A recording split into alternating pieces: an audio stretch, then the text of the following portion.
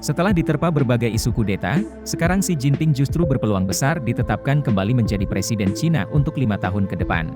Partai Komunis Cina yang akan menggelar Kongres 5 tahunan pada 16 Oktober 2022 mempunyai agenda utama untuk mengesahkan Xi untuk masa jabatan ketiga sebagai Sekretaris Jenderal, posisi paling senior di Tiongkok.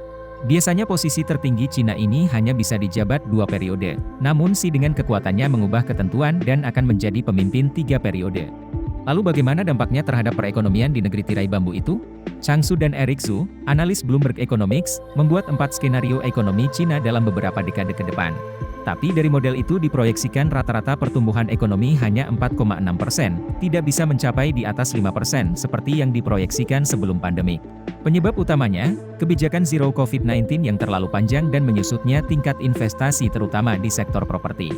Jika industri properti turun lebih dalam dan kebijakan Zero COVID-19 tetap dilanjutkan hingga melampaui tahun 2023 maka rata-rata pertumbuhan PDB Cina diperkirakan di bawah 4% selama dekade berikutnya. Itu artinya, Cina kemungkinan tidak akan bisa menyalip Amerika Serikat hingga pertengahan tahun 2030-an. Namun, jika dua masalah tadi bisa dihilangkan, maka tingkat pertumbuhan ekonomi Cina bisa di atas 5% dengan mudah dan lebih cepat menjadi negara dengan ekonomi terbesar di dunia. Kalau melihat rekam jejak panjang Xi Jinping, itu bukan hal yang tak mungkin bisa ia lakukan. Ekonomi Cina telah tumbuh 2 kali lipat sejak 2010.